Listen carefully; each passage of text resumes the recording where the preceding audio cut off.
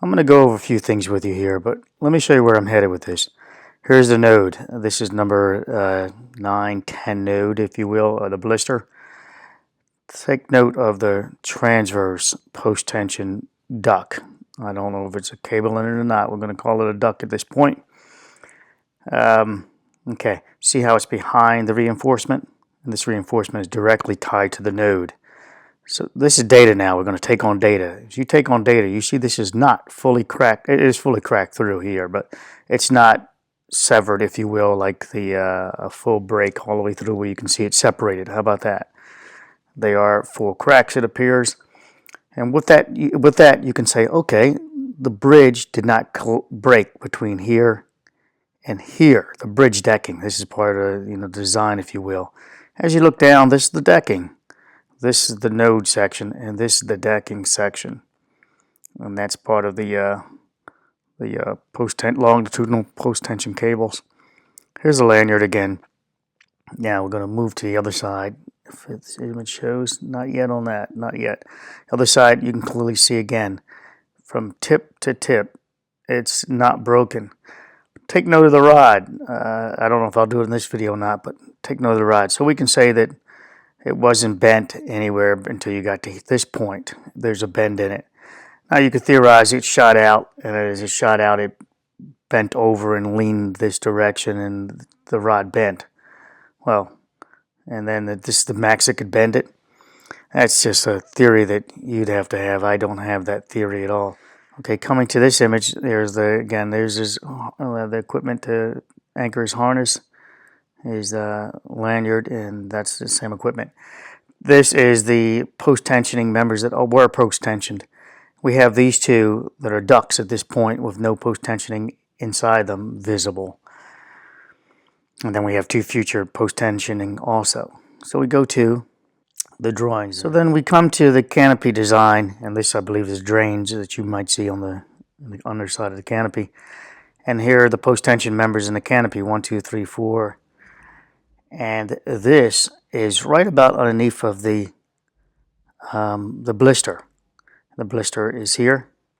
So this would be another hollow tube in this case, because as it appears there's no post-tensioning inside that member. As we look here, this is the hollow tube, I believe. And this would be the hollow tube, and sistering hollow tube would be here. These voids are approximately 3 inches round. We do have other voids too that are 2 inches round, as you recall in the other details I showed you.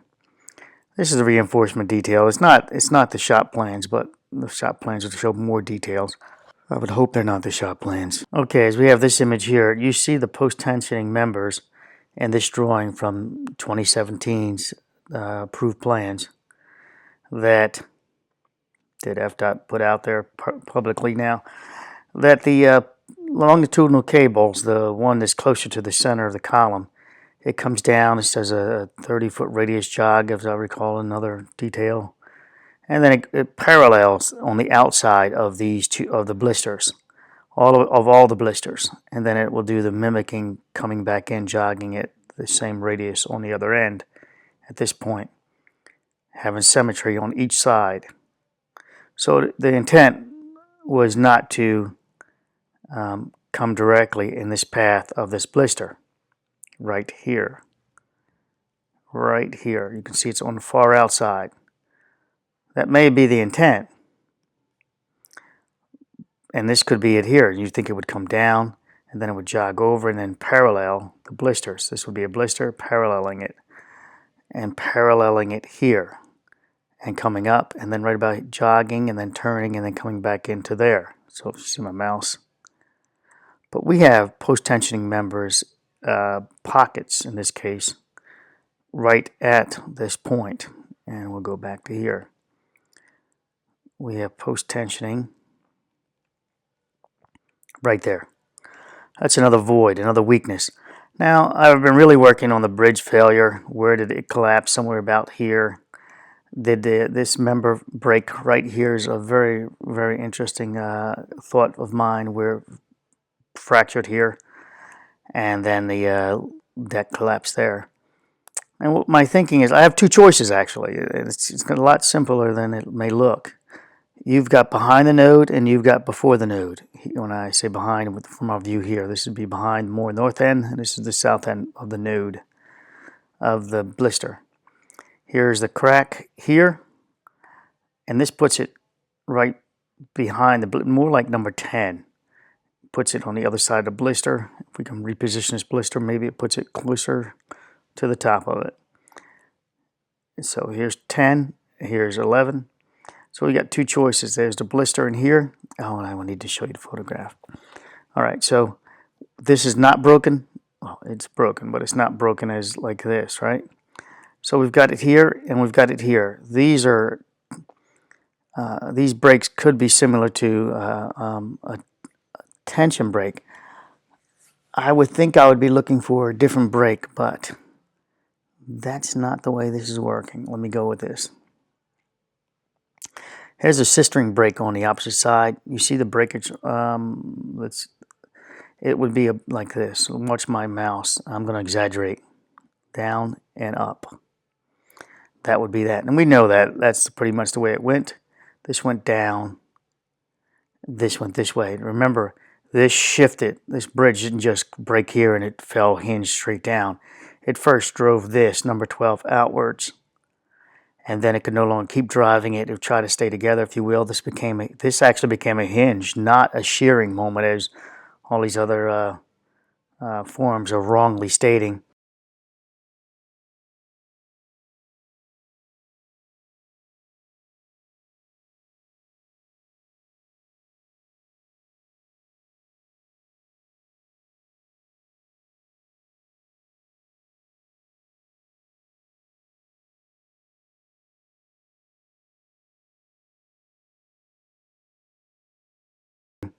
It became a hinge as this tried to shift over. It pushed this outwards, and this was broken. The load transferred to right about here, I believe, roughly. And it couldn't take it. The load was there, transferred there. It broke.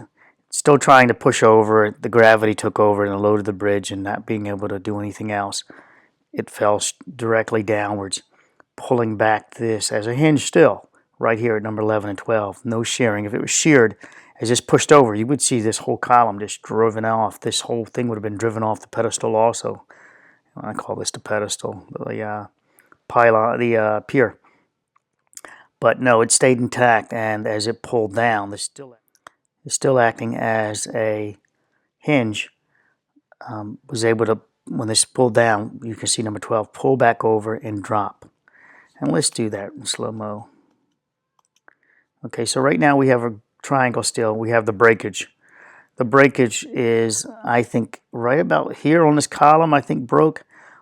I tried and tried, and I'll use 720 and load that up for you guys. You can stop it. I'm looking for this ejection, if you will, of the rod that everyone seems to think about.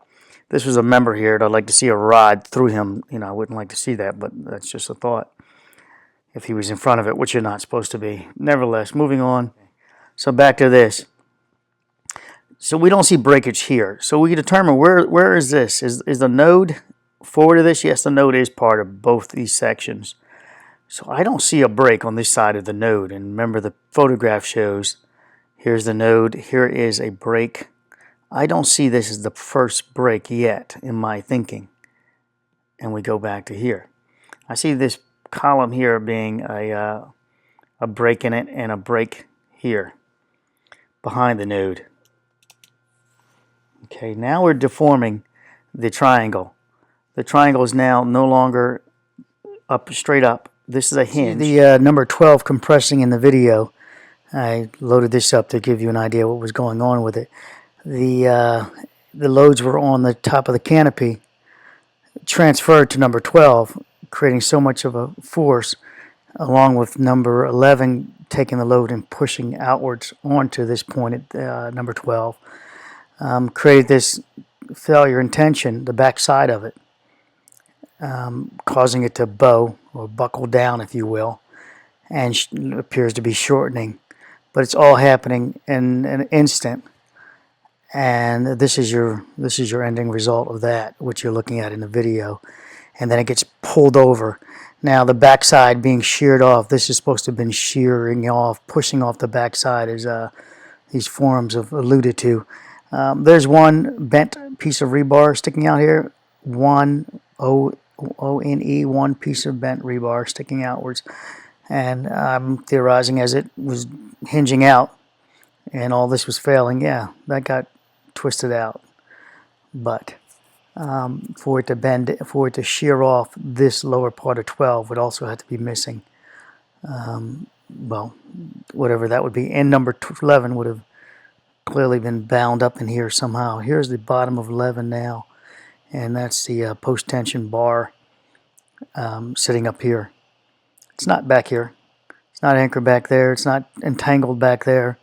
It's right where it probably started from, as we know in the drawings. It's not a shearing action. You can call that their version of whatever's coming outwards, right? But it's pushing this direction. If it's pushing this direction, how come it's not shearing, as they keep saying? All right, it's a hinge. And you can see now it's deformed in this format. It's not leaning over towards this section. So if the bridge was just to fall downwards, this would also be leaning this direction, if you will, falling inward. But it's not. It's still pushing outwards, and it's going to slowly start reversing. And this will still be a hinge, and it's still connected with the post-tension cables and rods, etc. Reinforcement. And then it's going to, gravity's taking over at this point. It's going to force downwards. No rod showing out here, nothing visible in this video. Legible in this video. Okay, this appears to be the worker. So now we have, I don't think this is a break. I think I did it one time. I don't think it's just pixelation. But now it's still coming over. This is leaning in. This is where I think it's broken at this point. The thinking is that it's right about here. My thinking is this is now in line with right about here, if you will, at this point. If it was sheared, if it was still taking load and maybe a compressive load, it would, which it is. It's crushing at this point over here, I believe, failing over there, and it's still hinged here. And now we're still deformed. Look, really, we've got a break on this side, the back side, I believe, of the blister. And so I'm thinking that's the initial break. I don't think it made a secondary break in the air here. I think the primary break is behind the blister after this collapse here, after the breaking of number 11. So we're going down now. So this blister is probably now being jacked upwards as this is sliding down, making movement. And we're going to get a secondary break here. And now we still have the, so this pulled down, breaking number 11 at this point. And it's still in the air. It's still not fully down. It's still in the air. We know it because you're going to see it reposition. Now it's repositioning. And we have the deck still attached. We still have number 11 now crushed here somewhere. And number 12 is definitely deforming. Now we're rolling over. Oh. Now rolling over, and there's your new settlement. Let's go back to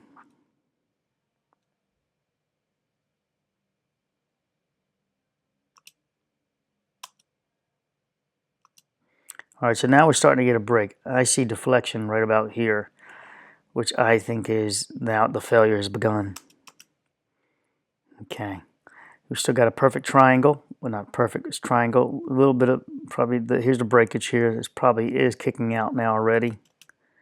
And now we're deformed for sure.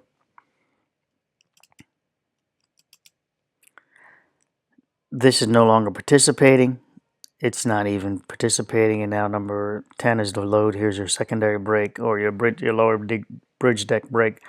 So the issue is, boy oh boy, did number 11 crack first, right at the top? Did 11 crack first, and then behind it, I think this was in one of our first videos that 11 buckled, and then so did 11 crack first? We need the image number 7.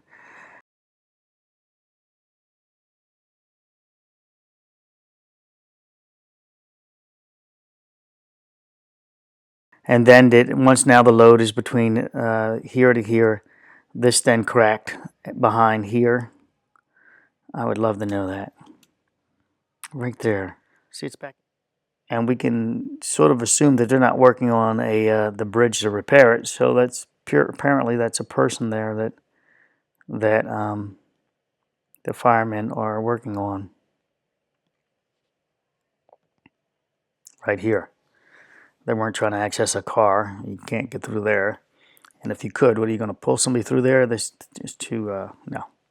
Okay, moving on. Here's the transverse post-tension member. It is clearly at the node. So we do have some reposition of post-tensioning members. Is this what they were referring to in that letter from Erica?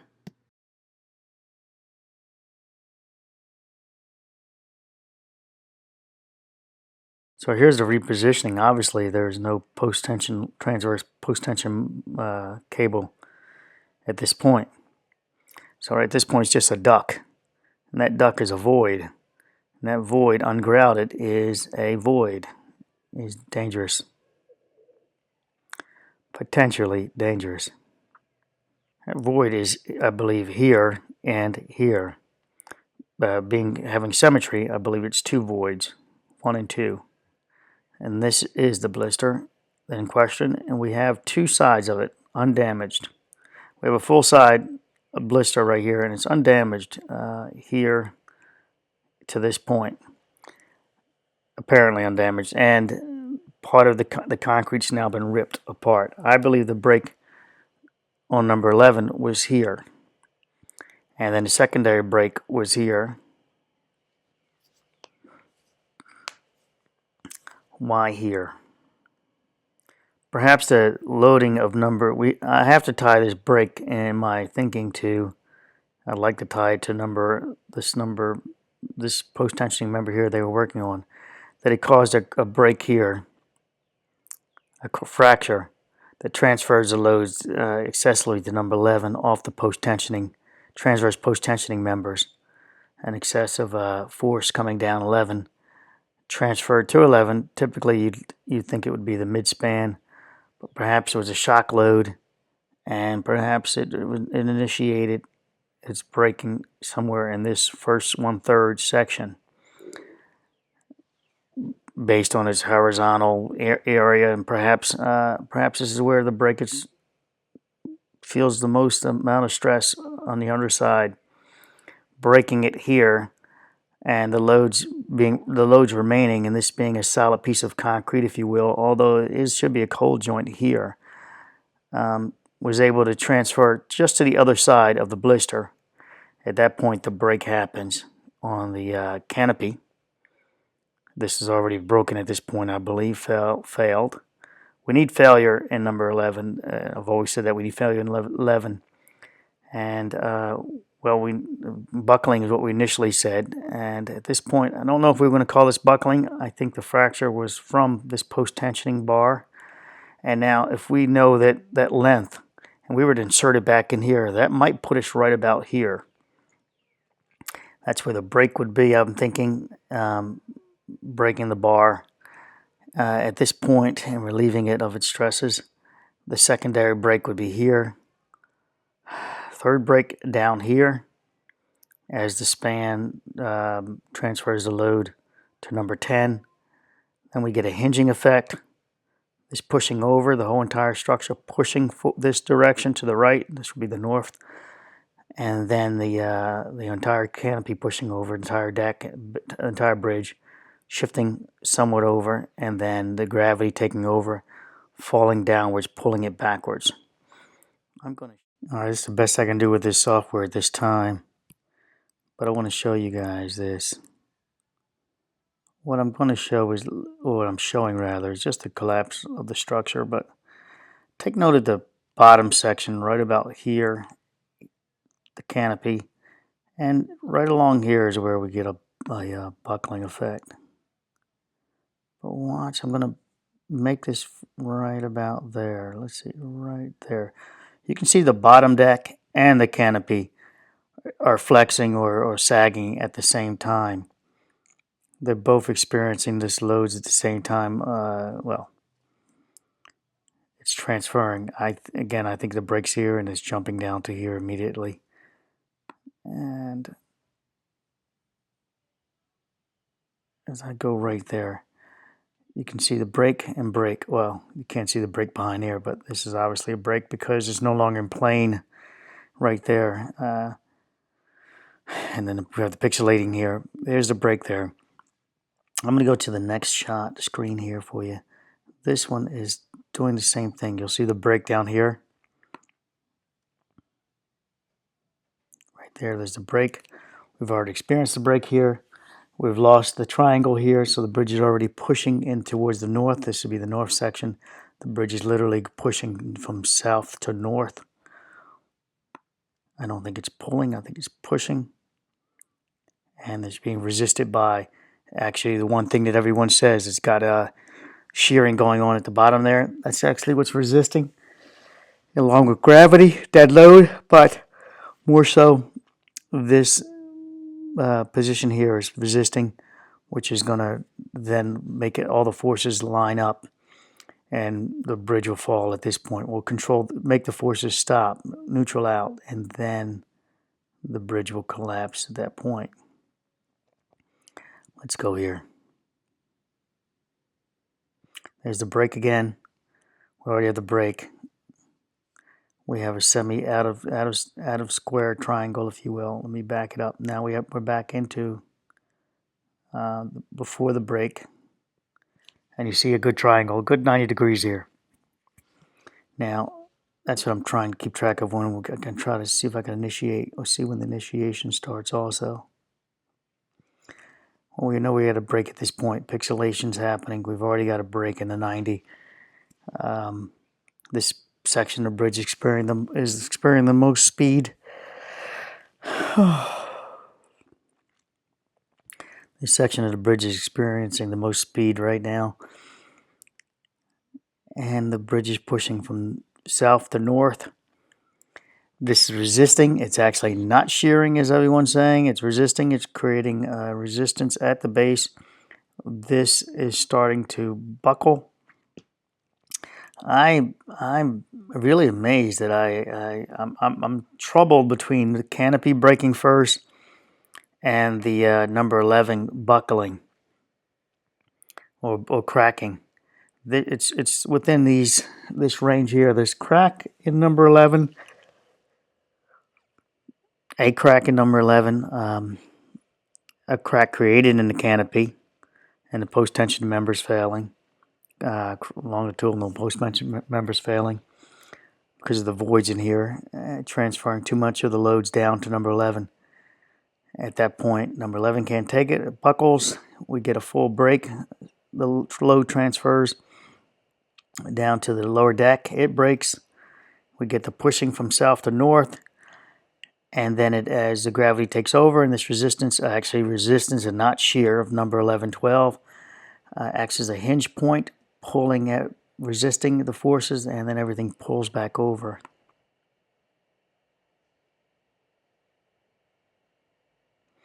Here's the bottom of the bridge breaking. Now, sorry, it's very hard to do the get data from here, but as far as moving around my crop, this is flexing at the same time that's breaking. Look at it. That's a hinge point, not a shear point. Everyone says this is shearing, pushing away. There is nothing moving there besides hinging. And we get you see no sliding, no sliding off, no shearing, as all these bloggers love to talk about shearing. All right, so now we're back to this. We've got a 90 degree. We're sliding on. There's our brake. There's no shearing going on. This is a hinge. In fact, this is pushing over this direction. Top part of the bridge is pushing more north. This is staying stable. There's nothing coming off there. Whatever this is pointing out the back end, I don't know if it's pixelating or anything else, but this member is acting. It's a hinge at this point.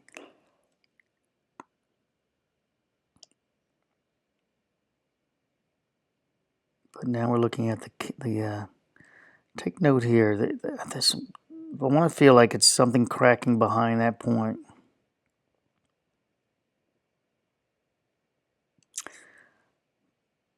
This is definitely hinged, and this is definitely below. This is no longer position. It's here at this point. This is now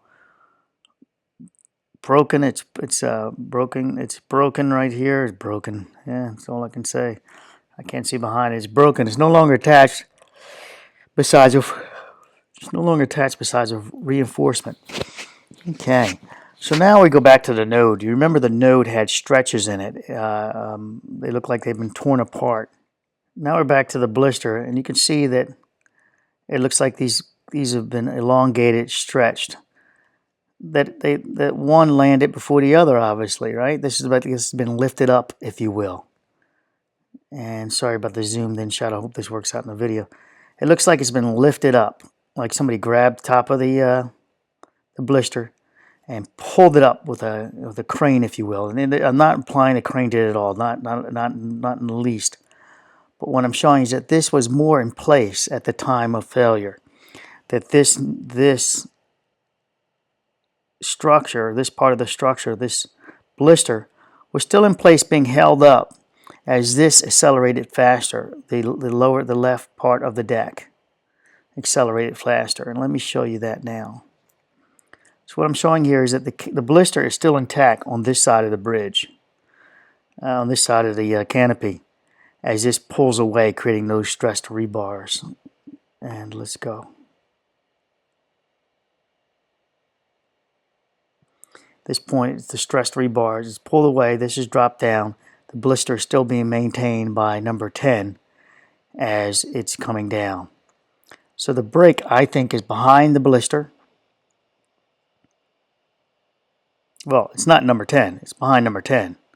It's in number 11 and the canopy, which we've always said. And then there's number 10 going down. And there's the break. Now the weight, come on.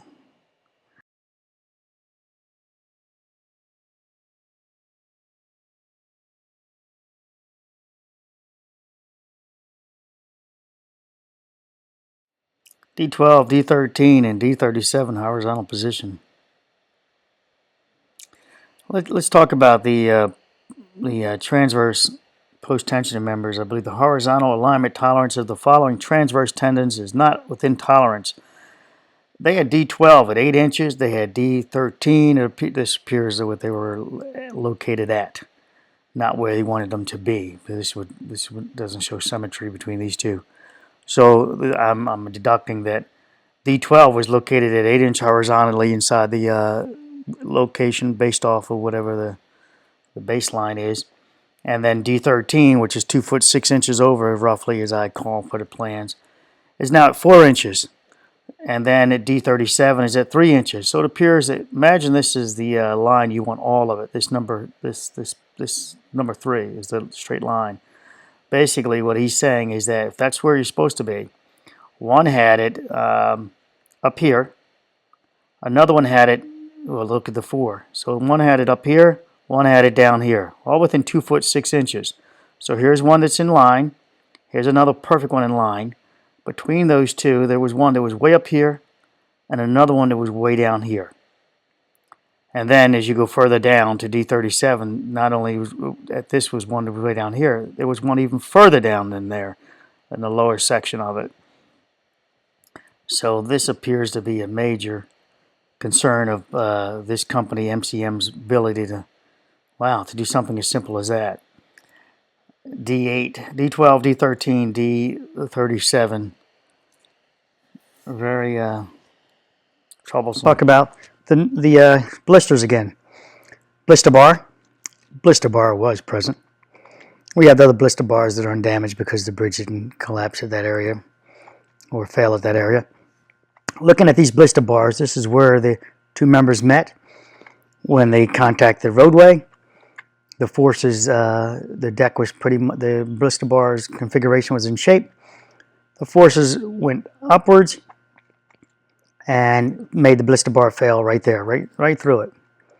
And then we have this one where when it hit the roadway, obviously, the force of this column or diagonal forced the blister bar outward. As you can see, this is the punch through, as people like to call it. And it just made it fail.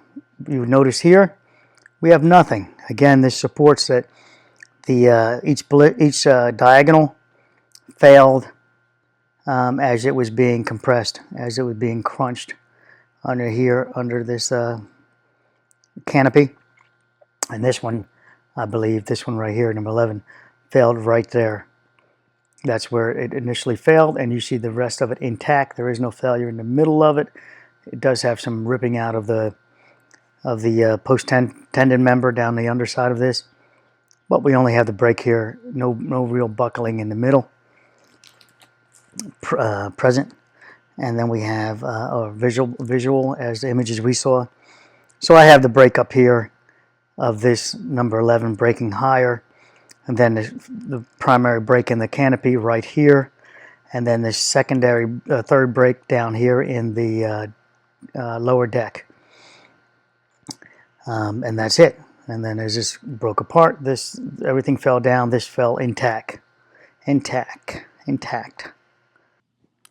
What I'm going to show here, look at the date at the very top, second line down, August 4th. Red ink, you can go backwards on that. And this one is also August 21st, I believe. I'm looking at it on a small screen here. They're the same problem. Many days later, the reporting engineer, keeps reporting back that you need to fix this, you need to fix this. And if you follow the chain of emails, it appears the way of fixing it is that it appears that MCM went to FIG and said, hey, send them, show them that even though we're out of tolerance, show them that, that it will work, show them it will work in the numbers. And it appears they did, and then the state, Florida, decided that, all right, since they're in requirements, we're going to let it pass. We're going to give it a slide.